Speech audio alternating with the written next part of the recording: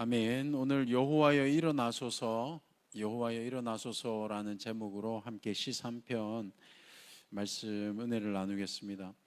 이 표제에 보면 다윗이 압살롬은 다윗의 아들이거든요. 피할 때 지은 시라고 그렇게 되어 있습니다. 역사적 이런 성경적 배경을 알면 이 시편을 이해하는 데 더 큰 도움이 될 거라 생각이 듭니다. 그런데 이 시편을 이해하는 방법이 좀 다양한 것 같아요. 저도 이렇게 준비하면서 시편 설교할 일이 그렇게 많지는 않을 것 같거든요. 준비하면서 이렇게 저렇게 자료를 한번 찾아봤는데요. 그런 방법들 중에서 오늘은 보통 요 본문 자체를 저희가 이제 렉티오라고 표현하는데 읽기, 성경을 본문을 읽는 겁니다. 그리고 난 다음에 묵상을 하거든요. 메디타티오 그렇게 표현합니다. 그래서 읽고 난 다음에 그것을 묵상하고 그 묵상한 것을 이제 기도로 올라가는 오리티오 이렇게 표현을 합니다. 오라티오죠. 읽고 난 다음에 묵상하고 묵상한 것을 기도로 가져가고. 그러니까 시편은 그렇게 아마 이렇게 보시면 또 다른 은혜가 있을 거라고 생각이 듭니다. 그래서 오늘 설교는 시편을 읽고 그것을 묵상하고 기도로 옮겨가는 그런 이 흐름으로 한번 같이 좀 나눠보고 싶습니다. 그래서 1절에 한번 보시면 여호와여 나의 대적이 어찌 그리 많은지요 일어나 나를 치는 자가 많으니이다. 우리 1절에서 느껴질 수 있는 이 어찌라고 표현이 되어 있는데요. 이 원어로는 마라는 단어입니다. 뜻이 많다 이런 뜻이거든요. 감탄사거든요. 마라는 것이 매우 의문사죠. 매우 지금 심각하게 많은 상태를 표현하고 있는 겁니다. 그러니까 여러 가지 고난이 지금 시 1절 3편의 1절 말씀처럼 1절의 상황처럼 실은 우리 성도의 삶 속에 여러 가지 고난들이 우리에게 있을 수 있죠. 그렇습니다. 어떤 분은 그 고난을 고난으로 안 생각하는 분도 계시지만 또 어떤 분은 너무 작은 고난도 너무 심각하게 생각하실 수도 있겠지만 그러나 이 삶 속에서 문제가 없거나 혹은 고난이 없는 사람은 잘 없는 것 같습니다. 많은 사람이 나를 대적하여 말하기를 그는 하나님께 구원을 받지 못한다 하나이다. 셀라. 그때 이 우리를 위협하는 공격이 생겼을 때 그때 저희가 느끼는 감정이 어떤 감정입니까? 2절의 말씀처럼 고립감을 느끼게 되는 겁니다. 오늘 본문 속에서 주인공은 여러 많은 다수의 대적자들이 우리를 지금 자신을 둘러싸고 있고 거기에서 홀로 되어 있는 자신의 모습이 지금 극명하게 대립되고 있습니다. 고립되어 있는 외로운 사람은 자기 혼자이고 자신을 공격하는 사람 혹은 환경, 일, 사건 이런 것들은 마치 나를 둘러싸여 있는 것처럼 그런 상황 속에서 고립감을 느끼게 되는 거죠. 그때 어떤 생각이 드실까요? 대부분의 사람들이. 근데 여기에 이제 셀라라고 어제 담임 목사님께서 금요 기도회 때 셀라에 대해서 잠깐 설명을 해 주셨는데요.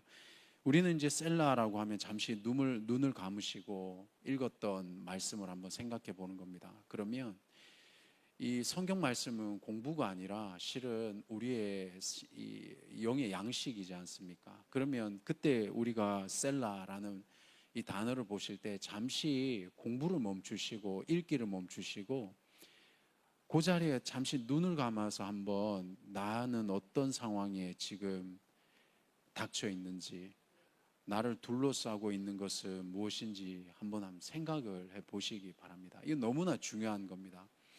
왜냐하면요, 이 많은 성도님들이 성경 공부나 이런 것에 나는 모른다라는 것에 되게 많이 좀 이렇게 의식들이 가 계신 것 같아요. 근데 많이 아는 것도 중요한데요. 실제로는 이 말씀이 실은 나의 말씀이 되는 것도 중요하지 않습니까? 그게 정말 중요하거든요. 지금 나를 둘러싸고 있는 상황에 대해서 한번 생각할 수 있는 시간이 예배 때 아니면 기도 때 아니면 말씀을 볼 때 아니면 언제 있겠습니까? 그때 만일에 이런 우리가 일종의 메디타티오 묵상하는 시간이 없으면 생각해 보는 시간이 없으면요 말씀을 듣고 공부하고 난 다음에 가서 또 세상적인 방법을 그대로 또 하거든요. 달라지지가 않죠. 삶이 변하고 계속 이렇게 시간은 지나가는데 우리의 성숙도는 그대로 있는 겁니다. 그래서 그것을 이렇게 보통 상담에서는 성인 아이라고 표현을 하거든요. 나이를 먹지만 그러나 그 나이에 맞는 수준과 깊이로 못 다가가게 되는 거죠. 이게 그 오해 없으시죠? 여기 계신 분이 그런 거 아니라는 거 아시죠? 예, 그게 아니라 저희는 실은 저희가 아는 만큼 묵상하는 시간이 필요합니다. 잠깐 한번 눈을 감으셔서 한번 생각해 보십시오. 나는 지금 어떤 환경 속에 둘러싸여 있는지. 여러 가지가 있지 않습니까? 주무시지 마시고 잠깐 한번 눈을 감아 보시죠. 여호와여, 주는 나의 방패시요 나의 영광이시요 나의 머리를 드시는 자이시니이다. 아멘. 그러니까 이런 나의 한계의 상황에서 이제 하늘을 보는 겁니다. 하늘을 보니까 나를 둘러싼 무엇을 보는 거죠? 나의 방패를 볼 수 있게 되는 거죠. 사랑하는 성도님들, 눈을 떠서 현실을 보니까 적들이 둘러싸고 있는 거예요. 눈을 감고 하늘을 바라보니까 나를 둘러싸고 있는 방패이신 하나님이 보이시는 겁니다. 이 원리가 지금 여기에서 드러나고 있는 거죠. 소름 끼치지 않습니까? 땅을 보면 적들이 둘러싸고 있는데 하늘을 보면 하나님이 나를 둘러싸고 있는 겁니다. 이 시상이 느껴지셔야 되는 겁니다. 시편을 보실 때 이 시를 느끼셔야 되는 거죠. 이 노랫말을 우리가 느낄 수 있어야 되는 겁니다. 물론 배경을 공부하고 이런 것도 너무나 중요한데요. 이게 느껴지면은 더 이 은혜가 새로워지는 거죠. 그런데 이 과정 속에서 시인은 4절에 보면 처절한 절규가 있는 겁니다. 하늘을 바라보니 하나님이 계신 거는 믿겠는데 느껴지는데 현실은 그대로 적들이 둘러싸여 있으니 이 시인은 절규할 수밖에 없는 거죠. 그래서 이러한 절규를 하나님 앞에 부르짖는데 이 절규는 어떤 사람이 할 수 있겠습니까? 하나님을 신뢰하는 사람만이 그 절규가 가능해지죠. 그런데 또 역설적으로 그렇게 절규했던 분은 하나님을 신뢰할 수 있는 경험을 또 얻게 되는 겁니다. 그래서 어떤 면에서 사랑하는 성도님들, 교회에 처음 오신 분들은 맞습니다. 어떤 면에서는 봉사하시다 보면은 신앙을 찾아가는 분들도 계세요. 근데 확률적으로 보면요, 봉사하다가 신앙을 찾으신 분들은 거기서 절망하게 되면은 신앙의 자리가 흔들리게 되는 걸 너무 많이 보죠. 그럼 뭡니까?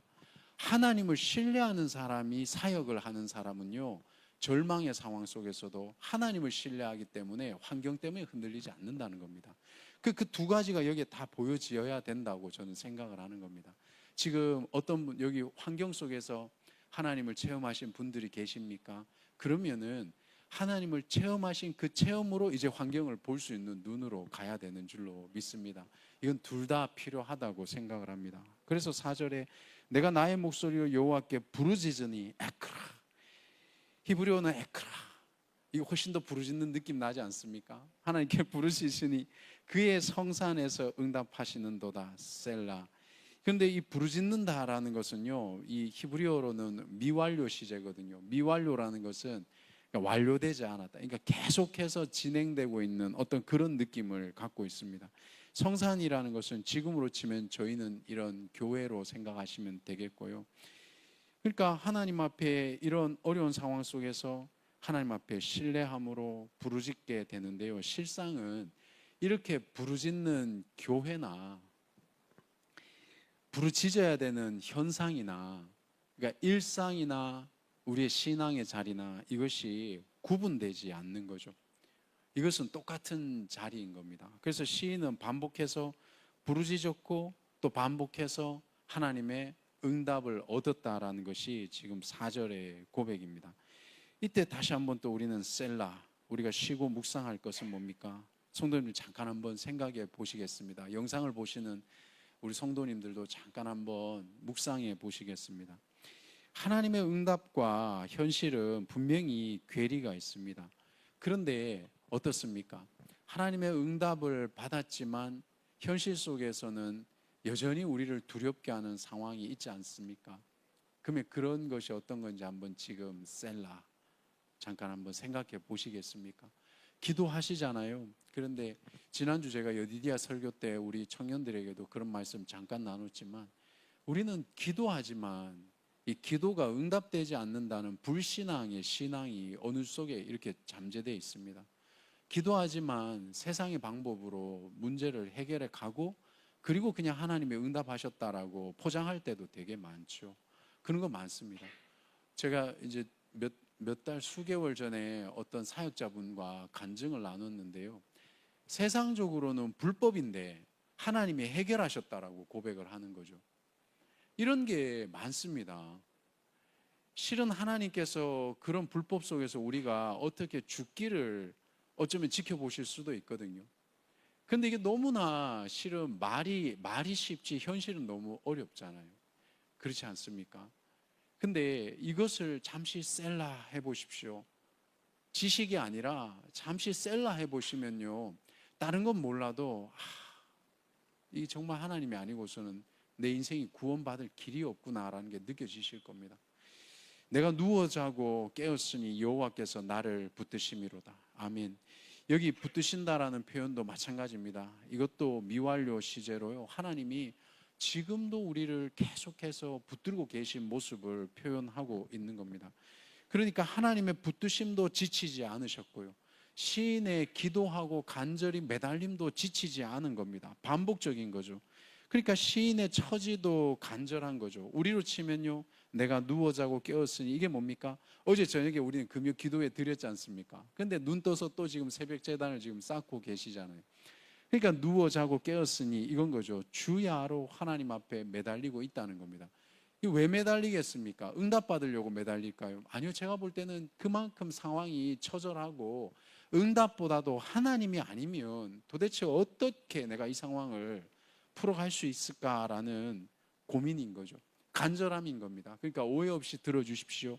이런 간절함은, 상황의 급박함은 기도 외에는 답이 없는 상황을 지금 설명해 주고 있다고 생각을 합니다. 그러니까 이런 사람은요, 성소에 가야 할 만큼 간절하고 잠을 설칠 만큼 간절한 거죠. 사랑하는 성도님들, 만일에 이 자리에 와서 기도하면 모든 것 응답 받는다라고 생각하시면, 아니 몸이 아프다고 누워 계시겠습니까? 오시겠죠.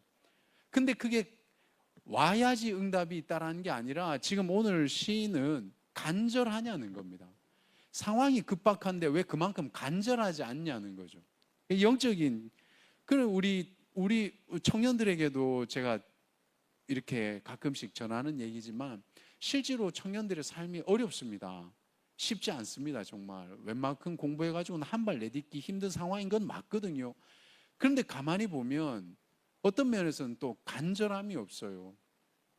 물론 더 많이 공부해야 되는 건 맞는데, 현실적으로는 저희의 부모 세대들이 실은 그렇잖아요. 먹고 사는 게 정말 막 먹을 게 없을 그런 상황이 아닐 때도 있거든요.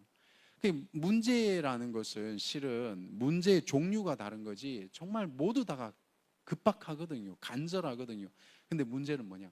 환경은 간절한데 육신은 나태하다는 거죠.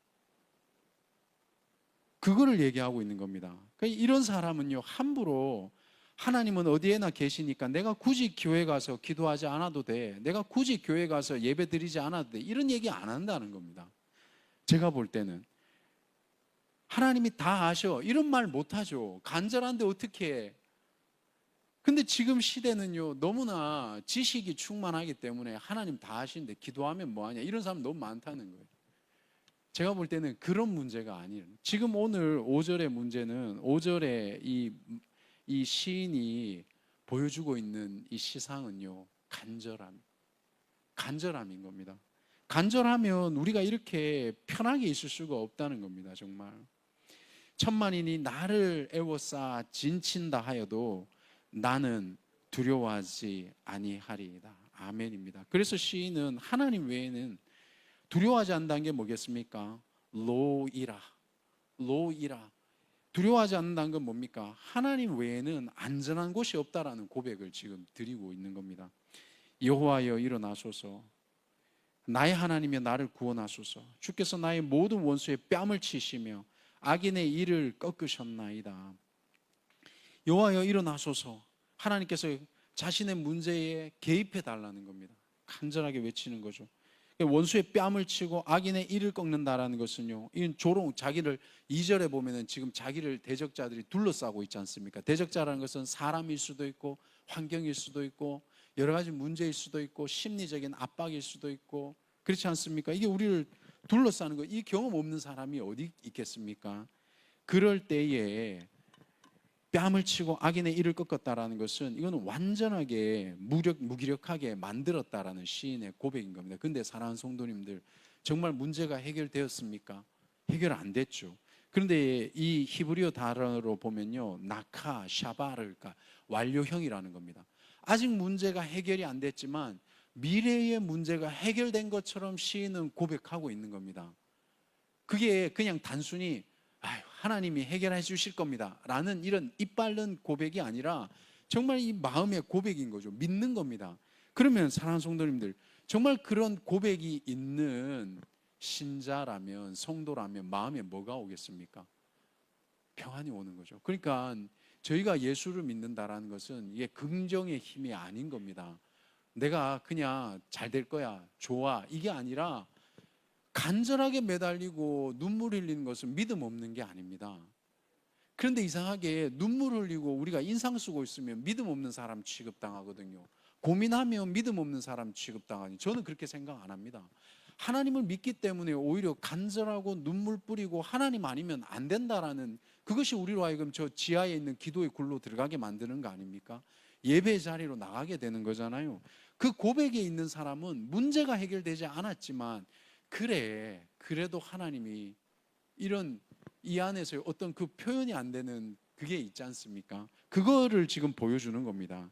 구원은 여호와께 있사오니 주의 복을 주의 백성에게 내리소서. 사랑하는 성도님들, 이제 시인은 안정을 되찾았죠. 이 시인이 누굽니까? 다윗이라고 우리는 추정을 하거든요. 다윗이라고 추정을 하거든요. 그러면 다윗의 원래 역할이 뭐죠? 왕이지 않습니까? 그럼 저는 이렇게 적어봤죠. 문제가 있다고 생업을 포기할 수 없듯이 어려워도 정신줄을 붙잡아야 하듯이 결국 실제인 줄 알았던 현실의 문제는 허상이고 하나님 안에서 자각된 자신만이 온전한 정신으로 자신에게 맡겨진 일을 할 수 있다라고 저는 한번 이렇게 묵상을 해봤습니다. 이게 무슨 말씀이겠습니까? 사랑하는 성도님들, 결국에는요, 하나님의 주시는 평안이 있어야, 문제 때문에 다윗은 뭘 잊어버렸던 거죠? 내가 왕이었던 걸 깜빡했던 겁니다. 근데 하나님이 자각이 되니, 그렇지, 내가 왕이었지. 그러니 주의 백성에게 복을 내려달라고 기도할 수 있게 되는 거죠. 사랑하는 성도님들은 어떤 어려움과 힘든 일이 있으시더라도요, 하나님 붙드셔서 결국에는 저희는 다시 아침에 일어나서 생업을 살아야 되지 않겠는가 라는 생각을 해보게 됐습니다. 말씀을 정리하겠습니다. 구원의 고난은 우리에게 있지 않습니다. 그것을 이 체험하는 과정도 고통스럽지만 놓쳐서는 안 됩니다. 그리고 구원이 하나님께 있음을 인정하고 고백하실 때 하나님께서 구원을 베풀어 주실 것입니다. 그리고 그때 다시 일어설 힘과 정신을 우리에게 주실 줄로 믿습니다. 사랑하는 성도님들, 어쩌면요, 정말 힘든 그 환경 속에서 매달리는 그 과정이 하나님의 응답일 줄 모릅니다. 왜냐하면 그렇게 매달리는 사람은 변화가 있지 않겠습니까? 정말 그렇게 생각이 들거든요. 그래서 저희가 같이 오늘 아침에도 기도했듯이 가족 구원, 혹은 인생의 문제, 혹은 가족 안의 문제, 혹은 또 저희의 삶의 문제, 어떤 상황이든 하나님 안에서 저희는 정신을 차려야 된다고 생각을 합니다. 그리고 다시 일상을 꾸려가고 그리고 다시 삶을 살아내야 된다고 생각을 합니다. 근데 또 답답하죠. 여기서는 하나님의 응답을 받고 또 삶으로 돌아가면 기도했던 제목들은 그대로 있고. 그래도 오늘 시인은 뭐라고 얘기합니까? 오늘도 자고 깨는 그런 기도 속에서 여호와께서 나를 붙드심이라는 고백이 있으셨듯이 하나님의 축복이 오늘도 우리를 붙들어 주시길 우리 사랑하는 예수님의 이름으로 간절히 축복합니다. 사랑하는 성도님도 오늘도 승리하시기를 주님의 이름으로 축원드립니다. 기도하시겠습니다.